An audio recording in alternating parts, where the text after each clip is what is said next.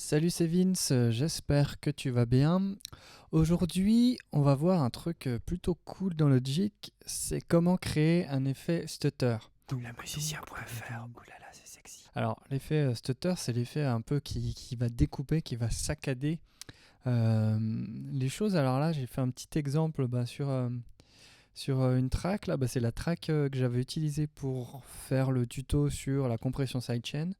Au final, je m'en suis servi pour faire un titre. Donc voilà un peu le thème de base. Ok.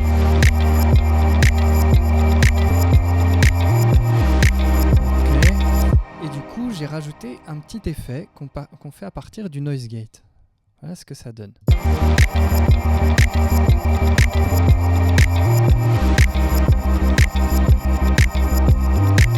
Alors tu n'entends pas forcément beaucoup, je l'ai mis sur la basse, mais je l'ai aussi mis sur mes nappes qui sont sidechain.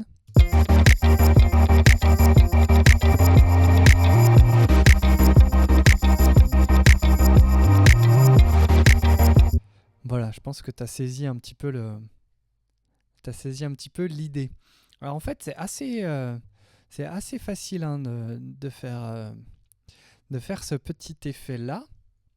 Donc ça se fait à partir d'un noise gate.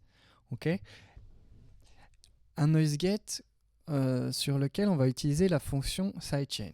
Donc en gros, hein, le noise gate, il coupe le son quand il dépasse un certain seuil ou quand quand il arrive à un certain niveau, il coupe le son. C'est souvent pour éviter justement tout ce qui est les petits bruits, des petites interférences aussi, etc. sur les pistes. Ça permet un peu de filtrer. Par exemple, aussi, on peut le mettre sur un kick de batterie pour juste isoler le kick et puis pas avoir toutes les repistes de batterie derrière l'impact. Voilà, ça peut éviter de passer du temps énorme à nettoyer toutes les pistes, etc. Donc ici, on va l'utiliser de façon créative, notre noise gate. Alors je vais faire on va faire un petit bass bat peut-être déjà pour commencer.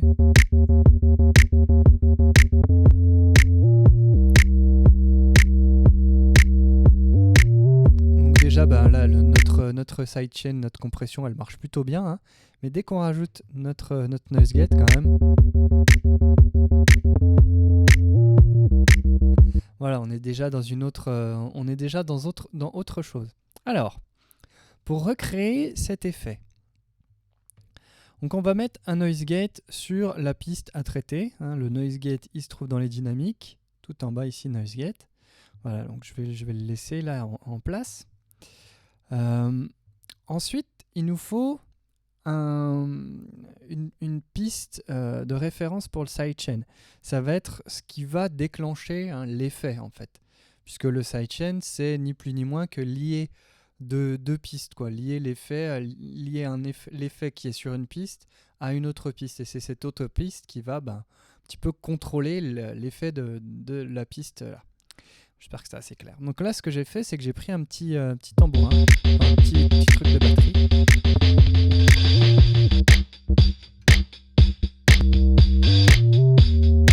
Voilà.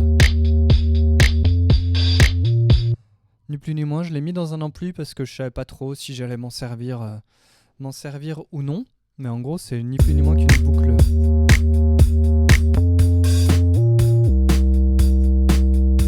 Voilà. Donc cette piste-là, moi par contre, je la mute. Parce qu'on n'a pas besoin du signal. On a juste besoin de ce qu'elle contient. Ok. Donc ensuite, je retourne sur ma piste de basse. Alors ce que je te conseille quand même pour ta piste qui va déclencher le sidechain, c'est d'avoir un truc assez rythmé. Tu vas voir ensuite ce que j'ai fait pour lui donner encore plus de rythme. Donc je retourne sur ma piste de basse, j'ai mon noise gate. Donc là, il va falloir trouver, surtout au niveau du threshold et de la réduction, ce qui va faire que le noise gate va couper plus ou moins hein, en fonction du sidechain. Mais avant ça, il faut bien évidemment penser à mettre notre fonction sidechain. Donc ici, c'est sur cette piste-là.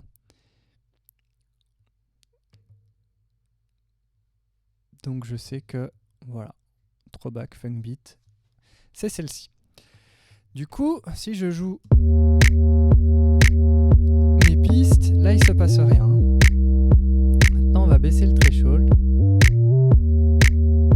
Voilà. Et surtout on va baisser la réduction.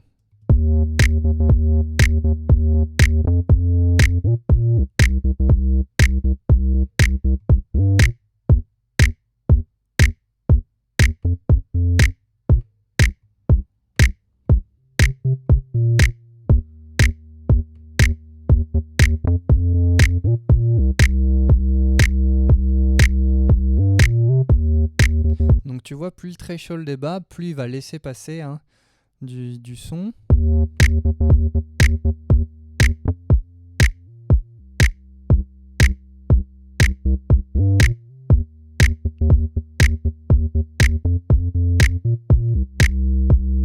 Et donc plus la réduction est basse, plus elle va rapidement couper.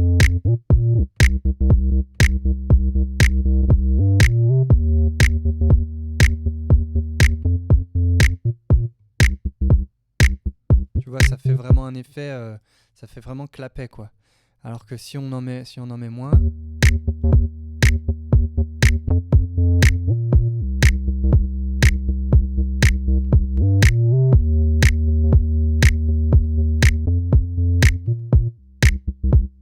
et tu as ici un petit voyant open close qui te dit qu'en fait quand le gate est ouvert ou fermé. Hein. Donc quand il est fermé, bah, évidemment, c'est que ça coupe.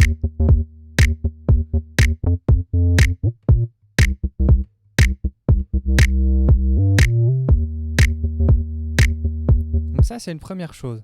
Et du coup, tu vois qu'il se base complètement sur notre boucle de batterie.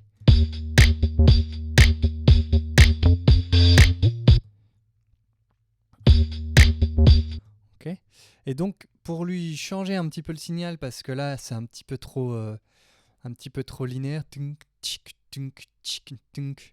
Ben, ce que j'ai fait, c'est que sur ma piste de référence, là, j'ai rajouté un petit delay.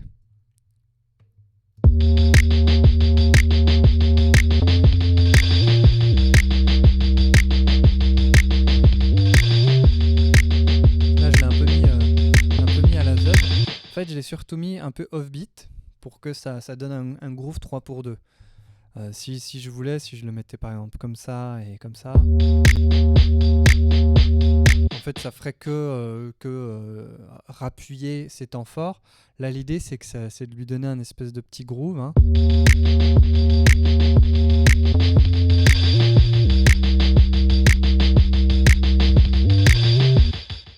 Et donc une fois que j'ai fait ça, je vais réactiver mon gate et tu vas voir un peu la différence.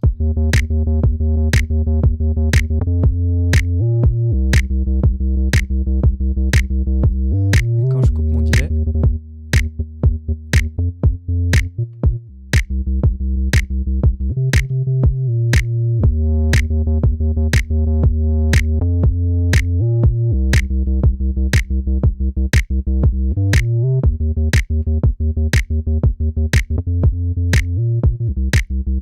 ensuite, tu peux un peu jouer sur le temps d'attaque, le temps où il va tenir aussi le gate et le temps de relâchement pour faire un petit côté un peu plus aspiré.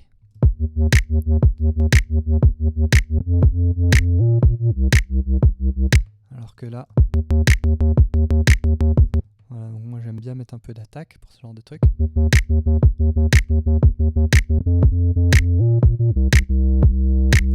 Et tu vois, si je mets un grand hold, ben, au final il va tenir. Du coup, ben, on va plus avoir cet effet coupé, saccadé.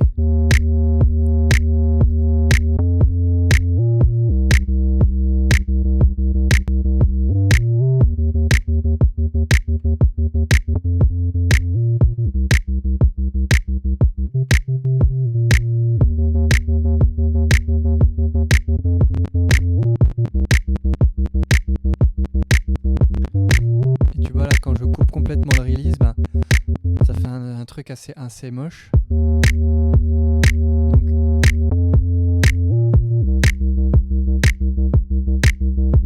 si tu veux, le release va un petit peu adoucir aussi les choses.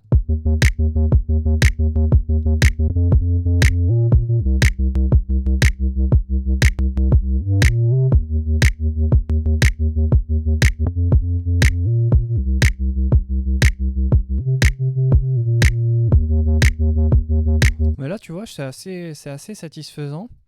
J'ai fait à peu près la même chose sur ma piste ici de nappe.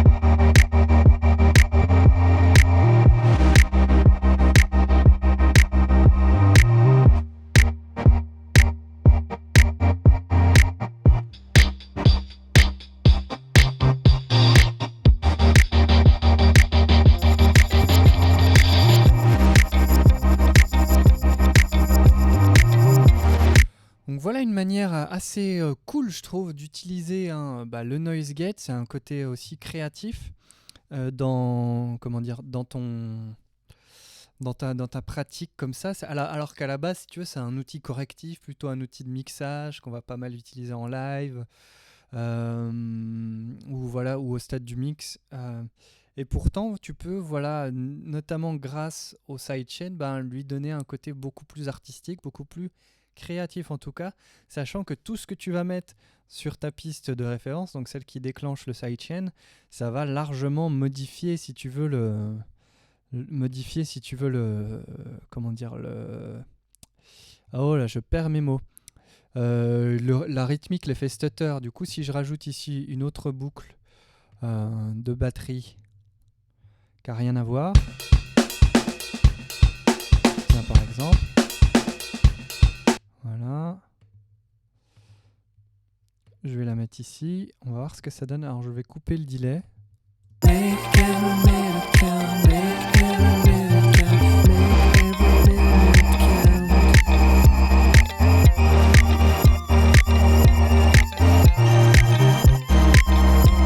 Voilà, et juste avant.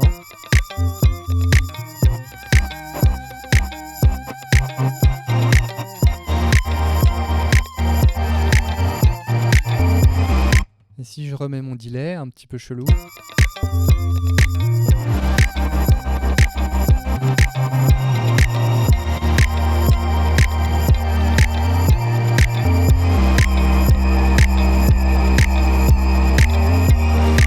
Bon alors là en fait du coup je pense que ça doit donner beaucoup, il doit y avoir beaucoup trop de notes avec le delay sur cette piste.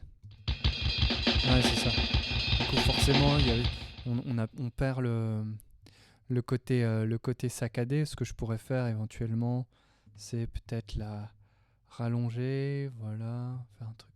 Ah oui mais je peux pas parce que c'est une boucle. Du coup il faudrait que je la bounce en place. Alors vas-y on va finir l'idée hein, jusqu'au bout. Voilà. Tac, donc ça, je peux le supprimer. Comme ça, là, je te fais d'une pierre deux coups. C'est pas pour dire, mais je te fais pas des tutos cheapos. Hein. Alors, hop. Voyons voir jusque là ce que ça dit. Si. C'est chelou. Ça va être chelou. Oupsie daisy.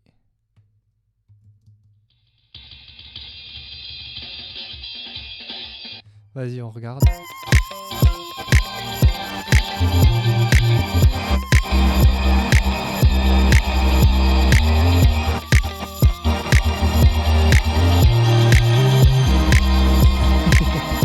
Bon.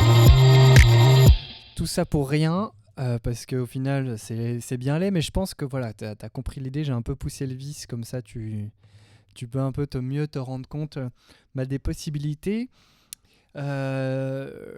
N'hésite pas vraiment à explorer ça, à tester plein de boucles rythmiques, à tester d'autres choses aussi.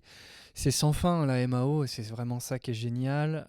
On a vraiment au bout des doigts des possibilités monstrueuses, et tout est, en l'occurrence, tout est dans Logic, mais un noise gate, un effet sidechain, tu l'as dans quasiment tous les logiciels de son, donc faut vraiment pas t'en priver.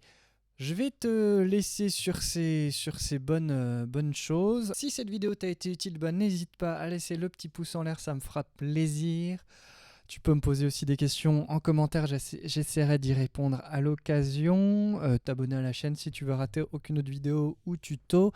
Je crois que j'ai tout dit, je te laisse, fais plein de musique, ciao.